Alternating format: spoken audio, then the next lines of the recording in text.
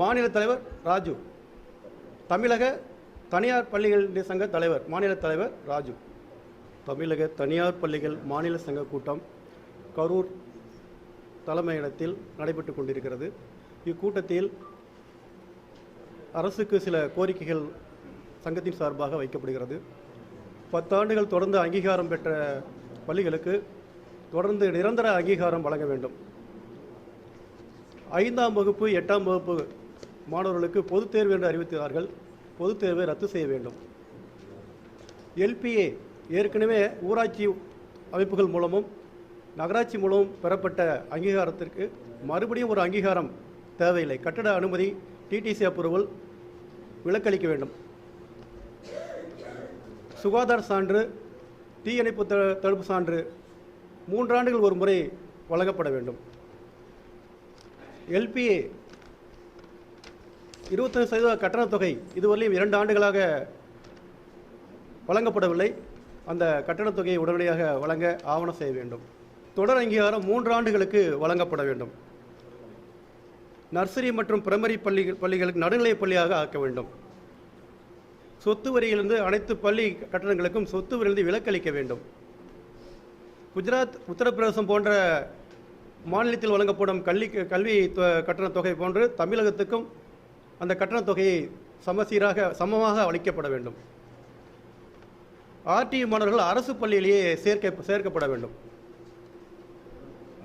அனைத்து பள்ளிகளும் தொடக்கப்பள்ளி, உயர்நிலைப்பள்ளி, மேல்நிலைப்பள்ளி அனைத்தும் ஒரே பள்ளி வளாகத்தில் நடைபெற அங்கீகாரம் அளிக்கப்பட வேண்டும் போன்ற கோரிக்கைகள் அரசு நமக்கு செய்து கொடுத்தால் பள்ளி நிர்வாகிகள் அனைவரும் பள்ளியை செம்மையாக நடத்தி சீரும் சிறப்புமாக உலக அளவில் தமிழகம் முன்னோடியாக திகழ பள்ளி தாளாளர்கள் அனைவரும் செயல்படுவோம் என்று இந்த நேரத்தில் நாங்கள் கோரிக்கையாக வைத்து இந்த கோரிக்கைகளை நிவர்த்தி செய்து தருமாறு தமிழக அரசுக்கு நாங்கள் கேட்டுக்கொள்கிறோம். தமிழக அரசை கேட்டுக்கொள்கிறோம்.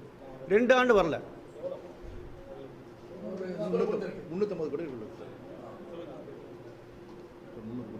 300 கோடி வரலையும் தர வேண்டியிருக்கும் 2 ஆண்டுகளுக்கும்.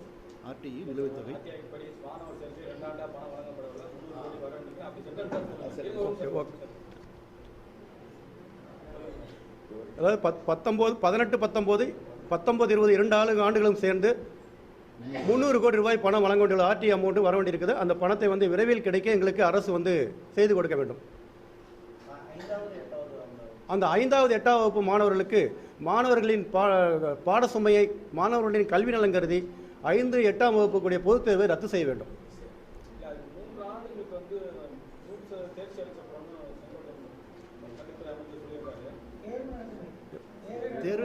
தேர்வே தேவையில்லை, எங்களுக்கு தேர்வே தேவையில்லை. மாணவர்கள்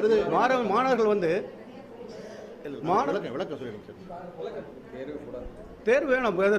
கிராமப்புற மாணவர்கள் எளிமையாக படித்து பாஸ் பண்ணுறதுக்கு இயலாத காரியம். அது மன உளைச்சல் மாணவர்களுக்கு ஏற்படும்.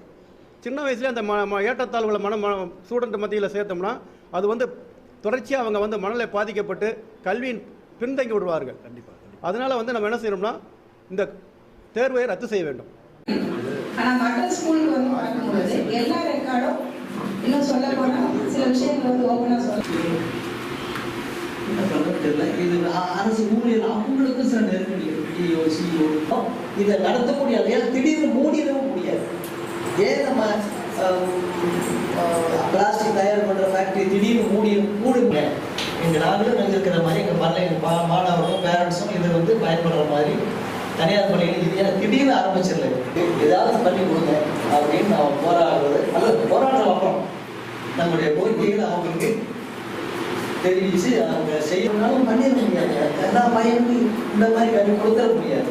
நீ தனியார் பள்ளி, கவர்மெண்ட் பள்ளிகள் தனியார் பள்ளி நடத்தி வந்து கொண்டிருக்கின்ற ஐயாவுடைய ஓய்வுக்கு பிறகு மிகவும் நிம்மதியாக இருக்கலாம். ஐயா அவர்களுக்கு நன்றி. அடுத்ததாக நினைச்சிட்டு இருக்கிறது இந்த அசோசியேஷன் மட்டும்தான். நம்மளால தனிப்பட்ட முறையில் செய்ய முடியாத ரெனியூவலுக்கு ஃபைல் உள்ள கொண்டு போகிற ஸ்டேஜஸ், இன்னொன்று அந்த அப்ரூவல் ரெனியூவலுக்கு தேவையான டாக்குமெண்ட்ஸ் ரெடி பண்ணுறது சரி அப்படின்னு நான் நினைக்கிறேன்.